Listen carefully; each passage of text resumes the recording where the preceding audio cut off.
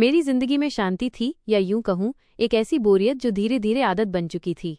सुबह दफ्तर, शाम घर और फिर वही अकेलापन। कमरा छोटा था, पर इतना कि दीवारें मेरी खामोशियां सुनने लगी थीं। मैंने कभी नहीं सोचा था कि एक दिन उस दीवार के उस पार से कोई आवाज़ मेरे दिल में उतर जाएगी। वो दिन गर्मियों का था। मैं बालकनी में बैठा चाय पी रहा था, तभी सामने वाले मकान में कुछ हलचल हुई। नया किराएदार आया था शायद। मैंने बस यूं ही देखा और फिर वो दिखी, सफ़ेद सूती साड़ी में लिपटी, बाल खुले हुए और चेहरे पर हल्की मुस्कान। धूप उसके बालों से खेल रही थी और मैं बस देखता ही रह गया। पता नहीं क्यों, उस पल लगा जैसे वक्त थम गया हो। थोड़ी देर बाद नीचे से आवाज़ आई, भाभी ये बॉक्स ऊपर रख दूं क्या? भाभी यानी वो शादीशुदा थी। दिल में हल्की सी टीस हुई, पर साथ ही अजीब सी सुकून भी। पड़ोसी की भाभी थी, अब रोज देख पाने का एक बहाना मिल गया था। अगले कुछ दिनों तक बस वही दिनचर्या रही। मैं सुबह निकलता तो वो बालकनी में पौधों को पानी दे रही होती। उसकी गहरी गोल नाभि साफ दिख गई मुझे, और कभी हमारी नजरें उससे टकरा जाती, वो मुस्कुरा देती और मेरा दिन बन जाता। धीरे धीरे ये सब आदत बन गया। कभी कभी वो पूछ लेती, ऑफिस देर से जाते हैं आप? और मैं बस मुस्कुराकर कह देता, आपको याद रहता है मैं कब जाता हूँ? वो हंस देती और मैं वहीं खो जाता। एक दिन बारिश हो रही थी। मैंने खिड़की खोली तो देखा वो छत पर कपड़े उतारने गई थी। बारिश की बूंदें उसके चेहरे पर गिर रही थीं, उसकी नाभि एकदम स्पष्ट दिख रही थी और वो मुस्कुरा रही थी, जैसे बारिश से बातें कर रही हो। मैं वहीं खड़ा रहा, भीगा नहीं, पर दिल तक भीग गया। तभी उसने अचानक मुड़कर मुझे देखा। नजरों का वो पल कुछ अलग था, न शर्म न रोक टोक, बस एक अनकही समझ। मैंने तुरंत पर्दा गिरा लिया, लेकिन उस एक पल में जाने क्या था कि दिल पूरी रात बेचैन रहा। अगले दिन जब मैं बाहर निकला, वो गेट पर खड़ी थी, हाथ में चाय का कप था। कल बारिश में भीग गए क्या? उसने पूछा। मैंने हंसकर कहा, नहीं, पर कोई था जो भीगा बहुत। वो चुप हो गई, बस मुस्कुराई। उसकी आंखों में कुछ था, जैसे कोई छिपी हुई कहानी। धीरे धीरे हमारी बातें बढ़ने लगीं। कभी बाजार में मिल जाती, कभी गली में अचानक टकरा जाती। हर बार उसकी मुस्कान दिल में कुछ नया जगा जाती थी। वो जब भी मिलती तो अपनी साड़ी का पल्लू थोड़ा पेट से खिसका देती, जिससे उसकी 1 इंच गहरी नाभि मुझे साफ दिख जाया करती। फिर एक शाम उसने कहा, अकेले रहते हैं, खाना कभी हमारे यहाँ खा लीजिए। मैं थोड़ा झिझका, पर मान गया। उस रात जब मैं उनके घर गया, भैया कहीं बाहर गए थे। वो अकेली थी। घर में हल्की खुशबू थी इत्र की, शायद उसी की। वो रसोई में थी और मैं ड्राइंग रूम में। टीवी चल रहा था, लेकिन आवाज़ से ज्यादा उसका आना जाना महसूस हो रहा था। जब उसने खाना परोसा तो कहा, आप ज्यादा चुप रहते हैं। मैंने मुस्कुराकर कहा, कभी कभी चुप रहना जरूरी होता है, कुछ बातें आंखों से कही जाती हैं। वो हल्का सा शर्मा गई। उस रात का खाना बहुत सादा था, पर दिल में कुछ बहुत गहरा उतर गया था।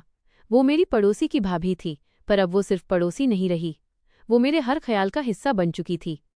रात को जब मैं अपने कमरे में लौटा, खिड़की से देखा, वो भी बालकनी में खड़ी थी और हमें अपनी कुएं जैसे गोल नाभि दिखा रही थी। हमारी नजरें फिर टकराईं और इस बार किसी ने न पलकें झुकाईं। दिल ने कहा, अब ये कहानी आगे बढ़ेगी। उस रात के बाद हमारे बीच कुछ बदल गया था। हमने कुछ कहा नहीं, पर खामोशियों ने बहुत कुछ कह दिया था। अब हर सुबह उसका नमस्ते मेरे दिन की शुरुआत बन चुका था, और हर शाम उसकी झलक देखे बिना चैन नहीं मिलता था। भाभी का नाम संध्या था, बिल्कुल उसके नाम जैसा, धीरे धीरे उतरती, दिल में बसती और फिर रात की तरह फैल जाती। एक रविवार की दोपहर थी। गली सुनसान पड़ी थी, धूप की तपिश में लोग अपने घरों में थे। मैं बालकनी में था, तभी दरवाजे पर दस्तक हुई। खोला तो सामने वही थी, साधारण सलवार सूट में, चेहरे पर हल्की घबराहट। अगर बुरा न माने तो, मिक्सर मेरा खराब हो गया है, आपका ले जाऊं थोड़ी देर के लिए? हाँ हाँ, क्यों नहीं, मैंने कहा और मिक्सर लाकर दिया। वो अंदर आई तो कमरे पर नजर दौड़ाई, फिर मुस्कुराई। आपका कमरा तो बहुत शांत है, लगता है यहाँ कोई बातें नहीं होती। मैं हंसा, बातें तो होती हैं, पर जवाब देने वाला कोई नहीं। वो पल भर को रुकी, फिर धीरे से बोली, शायद अब हो। उस एक वाक्य ने मेरे भीतर जैसे कोई छिपा हुआ भाव जगा दिया। दिल ने कहा, अब ये रिश्ता सिर्फ नजरों तक नहीं रहेगा। कुछ देर बाद वो चली गई, पर कमरे में उसकी खुशबू रह गई। उस शाम मैंने पहली बार महसूस किया कि मैं अकेला नहीं था। अगले दिन जब मैं ऑफिस से लौटा तो देखा मेरे दरवाजे पर एक डिब्बा रखा था। अंदर गरम गरम पूरी और आलू की सब्जी, साथ में एक छोटा कागज, खाना अकेले मत खाया करें संध्या। उस नोट को पढ़कर जैसे सारी थकान उड़ गई। वो एहसास, किसी के ख्याल में रहना, किसी की परवाह में होना, बहुत सुकून देने वाला था। अब हम दोनों के बीच की बातें आम नहीं रहीं। कभी वो खिड़की से पूछती, कॉफी लेंगे? कभी मैं मजाक में कह देता, अगर आप बनाएं तो 2 कप भी चलेगा। वो हंस देती, और वो हंसी वही थी जो मेरी जिंदगी में रंग भर रही थी। धीरे धीरे हमारी बातें लंबी होती गईं, कभी फोन पर, कभी चाय के बहाने। एक शाम जब मैं उनके घर पहुंचा, भैया किसी रिश्तेदार के यहाँ गए थे। संध्या अकेली थी। वो बोली, आज चाय मैं नहीं, आप बनाएंगे। मैंने कहा, अगर आप साथ दें तो बन जाएगी। वो मुस्कुरा दी। रसोई में चाय बनाते हुए वो मेरे पास खड़ी थी, बहुत करीब। उसकी सांसों की हल्की गूंज सुनाई दे रही थी। वो कुछ कहना चाह रही थी शायद, पर चुप रही। मैंने कहा, कभी कभी लगता है ये जो हम हैं ये सब एक सपना है। संध्या ने धीरे से जवाब दिया, अगर सपना है तो मैं चाहती हूँ ये कभी टूटे नहीं। उसकी आंखों में एक भाव था, न डर न झिझक, बस अपनापन। हमारे बीच वो नज़दीकी अब सिर्फ नज़रों में नहीं बल्कि एहसासों में उतर चुकी थी। चाय के बाद वो बालकनी में चली गई। बारिश की हल्की बूंदें फिर से शुरू हो चुकी थीं। मैं उसके पीछे गया। वो बोली, आप जानते हैं, कई बार लगता है जैसे जिंदगी किसी और की है और हम बस उसे निभा रहे हैं। मैंने धीरे से कहा, तो क्यों ना इस बार अपनी जिंदगी खुद लिखी जाए। वो चुप रही, पर उसकी आंखों में वो चमक थी जो जवाब से ज्यादा सच्ची थी। रात बढ़ती गई, संध्या की बातें, उसकी मासूमियत, उसकी तन्हाई। फिर मैंने कहा, आप बुरा न मानो तो मैं आपके साथ एक बार फिजिकल होना चाहता हूँ। वो नजरें चुरा ली। मैं इसे उसकी सहमति समझा, फिर उसे बाहों में उठाया और बिस्तर पर बैठा दिया और उसकी साड़ी धीरे धीरे उतार दी। उसकी गोल गहरी नाभि और उभरे वक्ष मुझे पागल बना रहे थे। मुझसे रहा नहीं गया। मैंने संध्या की जमकर पिलाई कि वह खुश हो गई और बोली, आज मुझे अपनी जिंदगी का असली सुख मिला। जब मैं घर लौटा, दिल में बस यही था, अब मैं उसे खो नहीं सकता। उस रात के बाद नींद मेरे कमरे से रूठ गई थी। हर बार आंख बंद करता तो वही चेहरा सामने आ जाता, वही सब सामने आता जो हमारे बीच हुआ था। वो अगले कुछ दिनों तक नजर नहीं आई, न बालकनी में न गली में। पहले तो लगा शायद कहीं गई होंगी, फिर मन में बेचैनी घर करने लगी। तीसरे दिन शाम को जब मैं लौट रहा था, गली के मोड़ पर उसकी छोटी बहन मिली। भाभी की तबीयत ठीक नहीं है, उसने कहा। बस इतना सुनना था कि मैं सीधा उनके घर जा पहुंचा। दरवाजा खुला तो अंदर हल्की रोशनी थी। संध्या बिस्तर पर लेटी थी, चेहरा थोड़ा पीला पर वही सादगी बरकरार। आप? उसने आश्चर्य से कहा। सुना तबीयत ठीक नहीं तो सोचा देखने आ जाऊं। वो मुस्कुराई। आपको इतनी फिक्र क्यों? मैंने चुप रहते हुए बस कहा, शायद आदत हो गई है। वो पल भर को चुप रही, फिर धीरे से बोली, कभी कभी लगता है जो रिश्ता नाम का नहीं होता वही सबसे सच्चा होता है।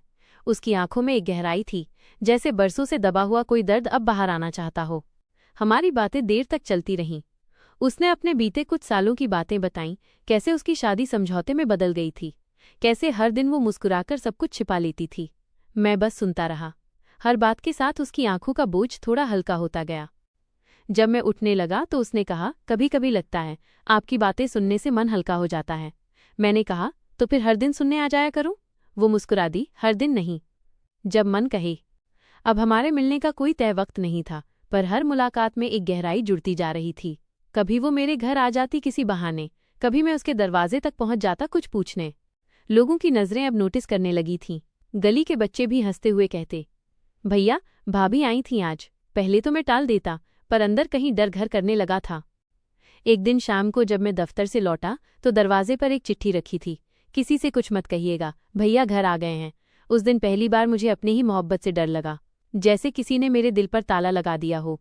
रात को खिड़की से देखा, वो बालकनी में थी, पर नजरों में वही अपनापन नहीं था। उसकी आंखें कुछ कह रही थीं, अब हम पहले जैसे नहीं रह सकते। अगले कुछ दिनों तक हमारी खामोशी ने बहुत कुछ कह दिया। मैं अपने कमरे में रहता, वो अपने में। कभी कभी बस दूर से एक झलक मिल जाती, पर अब वो भी अधूरी लगती। एक शाम मैं नीचे निकला तो देखा वो मंदिर जा रही थी। चेहरे पर सुकून नहीं था, बस थकान थी। मैंने पूछा, सब ठीक है? वो बोली, सब ठीक है, बस दिल नहीं मानता। मैं कुछ कह पाता उससे पहले वो मुस्कुराकर आगे बढ़ गई। उस रात में बहुत देर तक सोचता रहा, क्या ये प्यार था या पाप? क्या किसी के दिल की सच्चाई को समाज की दीवारों में कैद किया जा सकता है? दिल कहता था प्यार गलत नहीं हो सकता, पर ज़मीर चुप नहीं था। अगले दिन उसने मुझे बुलाया। मैं कुछ दिनों के लिए मायके जा रही हूँ, उसने कहा। शायद लौटकर कुछ और सोचूं। वो रुक गई, फिर धीरे से बोली, पर अगर लौटकर कुछ ना कहा तो समझ लेना, कुछ रिश्ते बस खामोश रहना ही बेहतर है। उसकी आंखों में आंसू थे, पर उसने मुस्कुराकर सब ढक लिया। वो चली गई और मैं बस खड़ा रह गया, उस दरवाजे को देखते हुए जो अब हमेशा के लिए बंद हो गया था। अब रातें फिर से लंबी हो गई थीं, पर फर्क ये था, अब खामोशियां भी उसकी याद से महकती थीं। वो नहीं थी, पर हर कोना उसकी मौजूदगी से भरा था। और तब समझ आया, प्यार हमेशा मिलने का नाम नहीं होता, कभी कभी बस याद बनकर जीना भी एक तरह की मोहब्बत होती है। समय बीतता गया। संध्या को गए हुए लगभग 2 महीने हो गए थे। गली वही थी, घर वही था, पर उसके बिना सब खाली लग रहा था। हर सुबह बालकनी में जाकर मैं वही खिड़की देखता, उसकी गोल नाभि मुझे बार बार उसकी खूबसूरती दिखा रही थी, जहां से कभी वो पौधों को पानी देती थी। अब वहां बस सूने गमले थे, जैसे किसी ने जानबूझकर उनकी हरियाली छीन ली हो। एक शाम अचानक दरवाजे पर दस्तक हुई। खोला तो सामने एक बच्चा खड़ा था, हाथ में लिफाफा लिए। उसमें एक छोटा सा नोट था, मैं लौट आई हूँ। बस 4 शब्द, पर दिल में जैसे कोई तूफान उठ गया।